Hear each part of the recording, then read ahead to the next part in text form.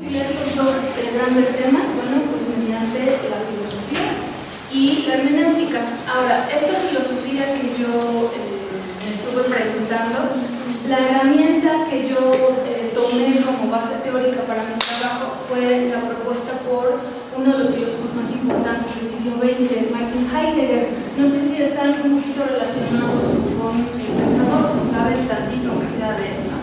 Para hacer un breve, también una breve semblanza del pensador. Él es un filósofo alemán, recuerden bien, del siglo XX, ¿no? Va a ser muy criticado en muchas esferas, tanto intelectuales como sociales, inclusive hasta religiosas, por su adscripción al Partido Nacional Comunista, ¿no? Social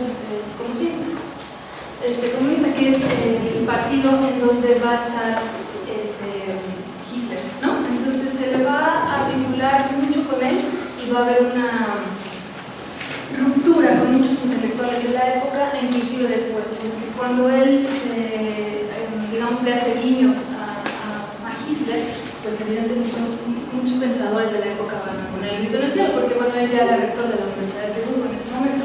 Entonces, inclusive cuando termina la guerra, lo que va a suceder es que a él lo van a vetar, digamos, del mundo intelectual, ¿no? Y como él nunca va a pedir disculpas, nunca va a hacer una declaración al respecto, digamos que hay un rencor ahí hasta la fecha hacia el pensador. Sin embargo, muchísimos intelectuales y filósofos de la talla de George Steiner van a declarar que, si bien es cierto, sus opiniones y su guiño a Hitler fue simplemente eso, en realidad él no era antisemita como tal. De hecho, su maestro, Husserl, el padre de la fenomenología, pues eso, fue su padre intelectual. Entonces, y siempre tuvo una relación con él, una amistad. Y una de sus musas, Hannah Arendt, no sé si la ubican, ¿no? También ella, una gran filósofa del siglo XX, pues va a ser su amante. Entonces, tenían siempre una relación muy cercana. Por lo tanto, esta crítica, aunque escandalosa, pues va a tener fundamentos más de tipo emocional que en cuestión intelectual. Y les platico ya, el señor George Steiner va a reconocer la grandeza del filósofo. ¿El que va a proponer? ¿El de qué habla o de qué va? Su obra cumbre se llama Ser y Tiempo, ¿ok? Entonces, él lo que va a estar reflexionando es sobre la filosofía, pero más como un camino, ¿ok? Él va a estudiar a los primeros filósofos de la Grecia antigua, no se hace experto en Aristóteles inclusive, y va a hacer todo este camino, ¿no? Todo este pensamiento grecolatino. Y lo que va a hacer después es criticar esos fundamentos para proponer pues, sus propios parámetros, ¿no?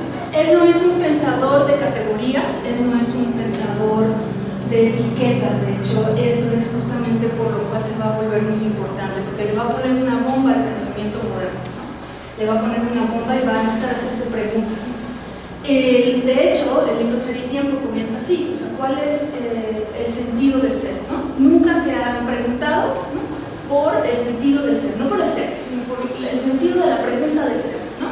Y entonces él explica que casi toda la filosofía, la ontología y la metafísica hasta el momento habían dado por hecho que el ser pues, es un existente y ahí está, y es tan inefable, ¿no?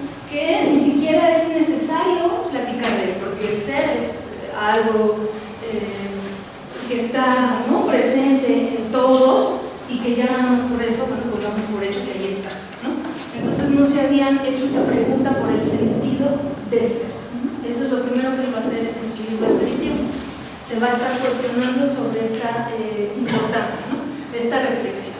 Él en sus clases, cuando daba sus materias, explicaba que él no podía, como profesor, ni ningún otro, que los alumnos aprendieran, por ejemplo, a sorprenderse. O sea, uno no puede enseñar, a ver, asómbrate, mira. O sea, eso es algo que uno sabe desde antes. Y por la experiencia, esa es una palabra clave en Heidegger, la palabra experiencia, ¿no? La palabra camino. O sea, el camino se camina, no se enseña, ¿no? Entonces él habla de algo que le vamos a denominar precomprensión. ¿Okay? ¿Qué es la precomprensión? Es este conocimiento que nosotros ya traemos de nuestra vida cotidiana y que no necesariamente está vinculada con el conocimiento universitario o formación escolar, ¿no?, de los libros. Es decir, nosotros ya sabemos, nosotros vivimos el mundo y lo conocemos, lo precomprendemos. Y eso también debería ser parte de este camino, no nada más, o sea, es decir, filosofía no nada más es hacerte estas grandes preguntas y estar en la universidad para estarte haciendo estas reflexiones, sino que eso viene de atrás, pues eso es algo que ya está de siempre, ¿ok? Es un camino que se camina. Entonces, eso es interesante porque él en su filosofía va a estar reflexionando también sobre los estados de ánimo. Para él es muy importante comprender que los sujetos, no los individuos, no nada más son seres pensantes, sino que también están sintiendo. Y todo el tiempo hay un estado de ánimo que los va a estar marcando. ¿Okay? Entonces, él le va a llamar a esa propuesta la dialéctica de la vida fáctica. Esto quiere decir que nosotros interpretamos, como ya les había dicho, nosotros estamos interpretando al mismo tiempo que estamos experimentando y al mismo tiempo que estamos conociendo. Todo es parte de lo mismo. El conocimiento no nada más está encerrado en un libro, ¿no?, sino que tiene que ver con la experiencia misma. ¿Okay? Y ahí es donde se va a separar de su maestro Husserl, ¿no?, el padre de la fenomenología. Él va a hablar sí de fenómeno, pero también de estas experiencias que además van a, digamos, sobrepasar el ámbito cotidiano. Él va a reconocer dos dimensiones, ¿no?, de realidad. La dimensión óntica, por un lado, y la dimensión ontológica. ¿Qué significa? Ontos viene de ser.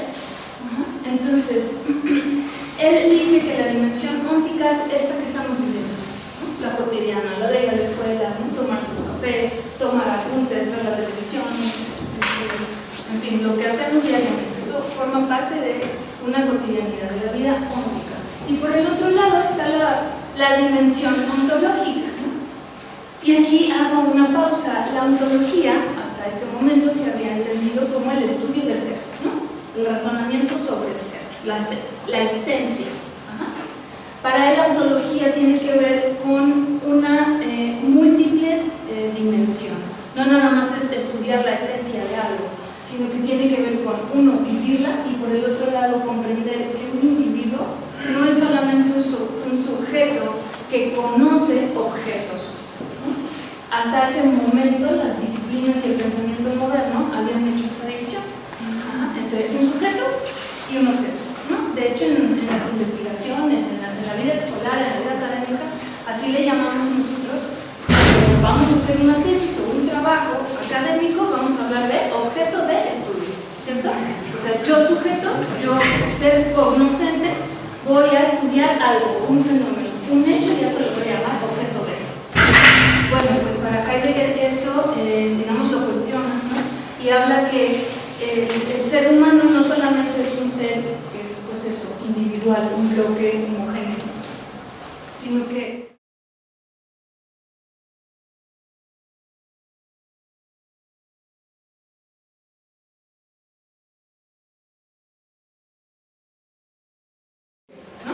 entonces, cuando habla de ontología o de acercamiento ontológico, habla Heidegger sobre esta otra dimensión que me va a acercar, no tanto a la esencia, sino algo que él mismo menciona, es inefable, ¿no?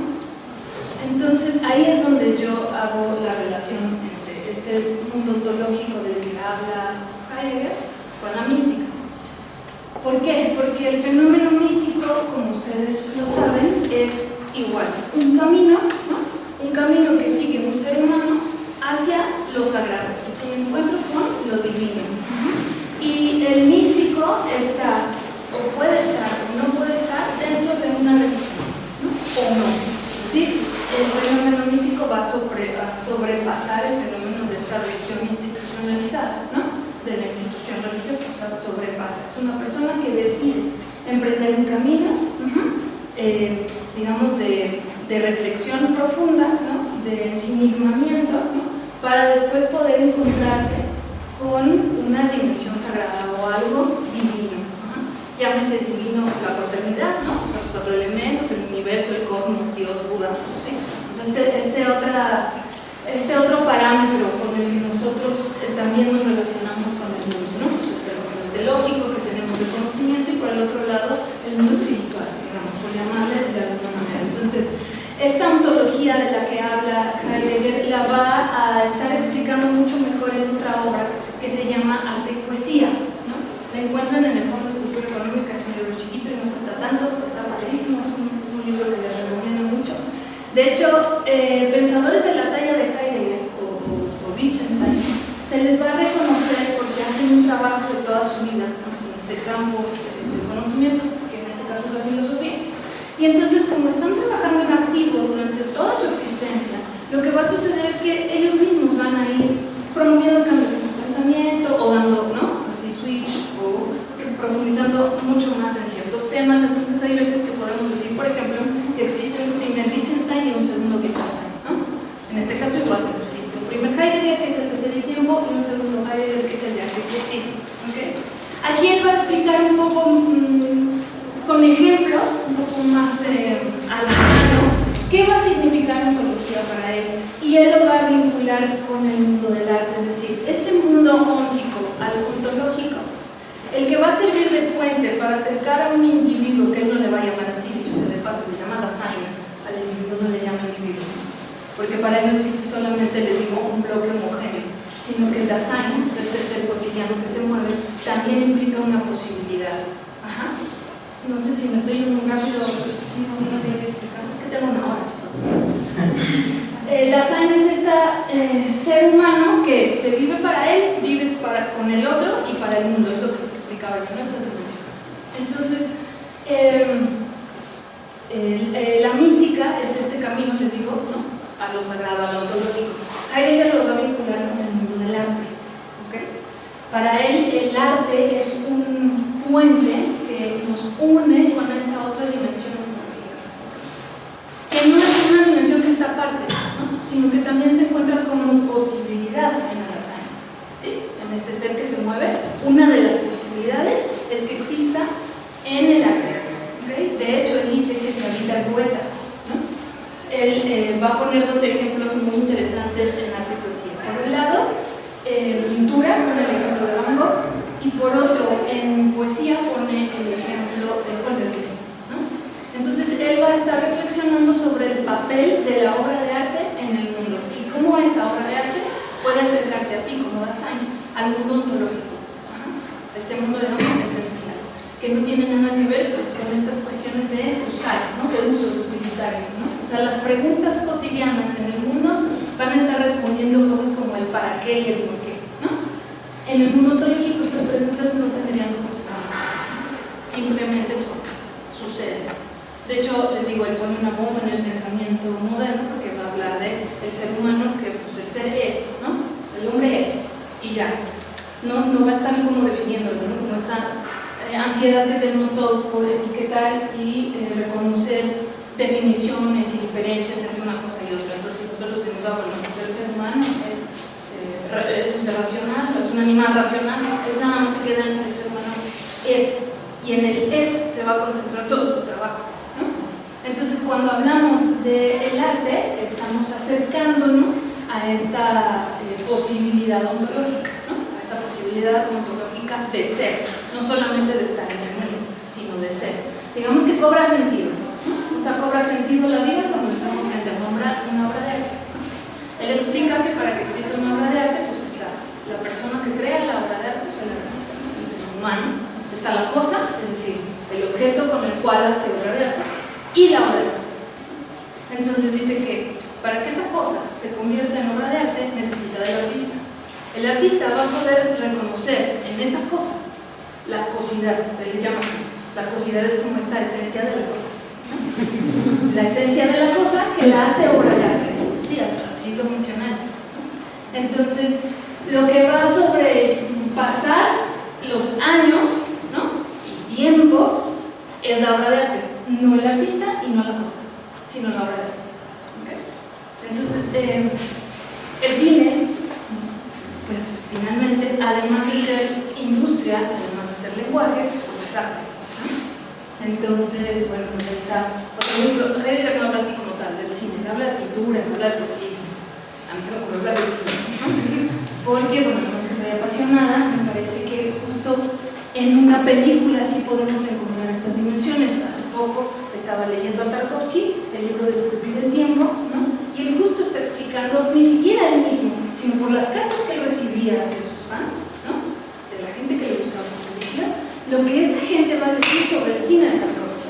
Y es muy interesante porque justo podemos estar leyendo ahí un poco de lo heideggeriano, ¿no? Porque este público le va a decir a Tarkovsky: yo me entendí a mí por tu película, gracias. Mientras otros críticos dicen: bueno, qué cosa tan rara hiciste, ¿no? Espantosa, me tuvo que salir del cine. La gente, el público, los obreros, estudiantes de bachillerato, no sé, iban a ver su película y le escribían cartas: me entendí por ti, me entendí por tu película. O sea, el cine es maravilloso por eso, porque me puedo observar ese reflejo, ¿no? O sea, me vivo en el cine. Entonces, estos grandes, digamos, vivencias, estos grandes asombros, ¿no? Son, digamos que el arte es una de las formas que tiene el ser humano para asombrarse de esa manera, para quedar azorado de tal.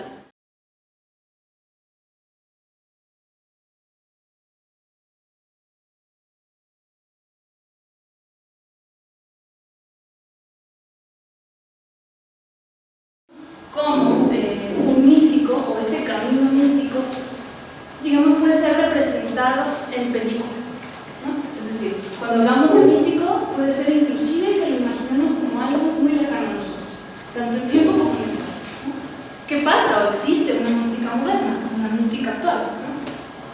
Se podrá hablar de estos personajes cinematográficos, ¿no? Estos protagonistas podrán ser como estos nuevos místicos, es decir, estos seres que van a sufrir una, digamos, pues eso, una actividad o una emoción, sufren algo importante que los lleva justo a huir de esa cotidianidad como místico, ¿no? Para encontrarse con algo que todavía no saben, porque ellos no saben con qué se van a topar. Y en el momento de la transformación justamente pasa algo muy importante, ¿no? O sea, va a suceder algo que les va a impactar en su vida, ¿no? Y entonces eso los va a transformar y ya no van a regresar. Tal vez no es lo sagrado total, pero sí es una experiencia que tendrá que ver con algo ontológico, con algo que va a, digamos, rebasar la cuestión ontica, la cuestión del camino, la cuestión del diario, ¿no? Y en este camino, en esta paternidad, en esta carretera, pues se van a topar con ello, porque es en la carretera donde los personajes se van a transformar. Y el vehículo, de hecho, para varios críticos del público, como Timothy Corrigan, inclusive ha habido directores cinematográficos que se vuelven analistas y críticos y teóricos del road movie, ¿no? Es el caso de Walter Salles, ¿no? Que también tiene películas bien bonitas. No sé si han visto una que se llama Estación Central, es brasileña. Él es experto en road movie y hace road movie. Y este otro señor, Wim Wenders, ¿no? Hay una película también padrísima, chicos, que creo que también está en Netflix, que se llama París, Texas, ¿no? París, Texas. Es una road movie bien padre. Y todos estos autores justo hablan sobre esta transformación, ¿no? O sea, ¿qué les va a suceder a los personajes mientras están en el camino? Van a sufrir algo, ¿no? Y por eso el carro o el automóvil, el medio de transporte terrestre, es tan importante, porque se vuelve una especie de crisálida, como una, digamos, como un vientre materno donde ese personaje va a hacer una transformación. Es decir, el carro es otro personaje más, no nada más es un medio de transporte. Se vuelve el hogar de los personajes, ahí se transforman, ahí sufren sus crisis, ahí se espejean. Algo que se me pasó mencionarles, es importante, es que el road movie nace, digamos, también como una, no nada más respuesta al western, ¿no? Sino que se va a inspirar en la literatura, ¿no? En la literatura bíblica. Entonces, hay un libro de Jack Kerouac que se llama On the Road, en el camino. Digamos que es una obra literaria que va a inspirar a los movie. De hecho, Walter Salles va a hacer la versión cinematográfica de ese libro, ¿no? Salió en el 2010. Personalmente me encantó mucho la cinta, pero vaya, es muy bueno para contextualizar el ambiente y la etapa en donde nace Hollywood, ¿no? En los años 60. Esta era de ruptura, ¿no? Esta era donde los chavos van a decir basta. Entonces es una buena novela y estaría padre que inclusive vieran la película para que justamente pudieran empaparse con cómo es que nace el road movie, ¿no? Y de dónde va a salir esta necesidad de romper justo, ¿no? Este sistema. De hecho, lo que hace el cineasta en estos años, cuando empieza a surgir el road movie, pues eso es una respuesta rebelde, ¿no? De lo que había sido hasta ese momento el sistema, ¿no? En cuestión cinematográfica, en cuestión de western, ¿no? Vamos a hacer un giro, entonces en lugar de caballo, ¿no? Del cowboy va a ser carro, y en lugar de pistolas va a ser droga, ¿no? Y entonces vamos a robar bancos o vamos a romper esquemas en la sociedad y entonces vamos a dar lata, ¿no? Vamos a gritar y nos vamos a transformar mientras lo hacemos, ¿ok? Entonces el road movie pues también va a estar sufriendo cambios, ¿no? O sea, no se va a quedar así, o sea, no nada más es el road movie de Dennis Cooper y Easy Rider ya, sino que va transformándose en los años 80, el road movie también se convierte en algo muy reflexivo, ¿no? Ahí está Paris, Texas, de 1984, es una película profundamente reflexiva. Y algo interesante es que no es un género que además se va a quedar en el mundo gringo, ¿no? O sea, es un género que nace ahí, pero que al europeo y al latinoamericano le llama profundamente la atención, porque no es un género tan caro como el musical, ¿no?